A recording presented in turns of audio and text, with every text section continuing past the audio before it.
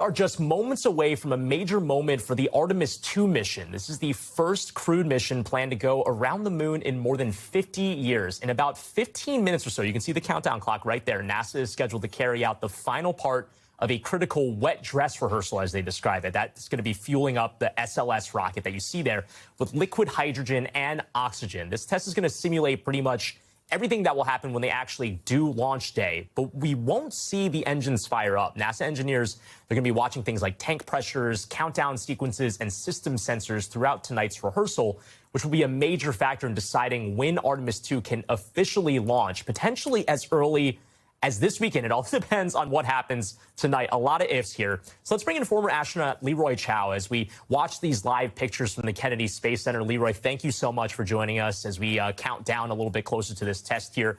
Can you walk us through exactly what's happening right now? Again, we have to kind of like temper expectations. You're not going to see like massive flame, it sounds like. But is there anything that NASA's doing that, is kind of notable to you as they go about this test? Sure. This was a very important test, is a very important test. It's basically everything except launching the crew into space. And so we're exercising the ground team. We're putting all the hardware through its paces, all the procedures, and making sure that there are no problems before we actually put a crew on board. So this was a full wet dress rehearsal. We had a little glitch earlier with a hydrogen leak. That was fixed, and all the propellant was loaded, and it's been sitting there being replenished. Everything seems to be going very smoothly.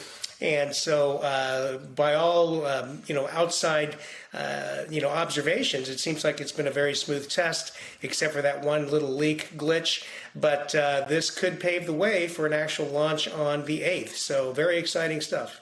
So again, it sounds like it's kind of like to plan right here. But you mentioned the hydrogen leak, and we're also hearing other concerns, like one former astronaut and engineer who told our Tom Costello that this could be too dangerous for some specific engineering reason. Take a listen to what he said. I don't think NASA should be flying a crew on this vehicle. It's a deviant heat shield. We know it's a deviant heat shield. We do not know how it's going to fail or how we can predict it's going to fail. And again, I guess it's part of the process to try to iron out all of the kinks before you ultimately do the launch. But do you share some of those heat shield concerns? Should NASA feel comfortable after this test? What do you think about those concerns? Sure. Well, after Artemis 1, 2.5 or so years ago, NASA was surprised because the heat shield sustained a lot more damage than they expected. And so they spent those 2.5 years analyzing it, trying to figure out a fix, a solution, and what they decided to do was change the entry trajectory so that the heating profile would not be as severe as it was on Artemis 1. Through many simulations and many analyses, they've got their arms around the problem. They presented this to independent review boards, and everybody pretty much is on board saying, you know what, we think that you've done what you need to do, you've solved the problem, and we think it's okay to fly as is. Now, you're never going to be 100%. Okay, I mean, that's just the nature of the business, and it's not just space flight, it's, a lot of things. But, there is some risk in this, but from all the technical analyses that I've heard of, it sounds like we've got good confidence that we are in a good position to go ahead and launch.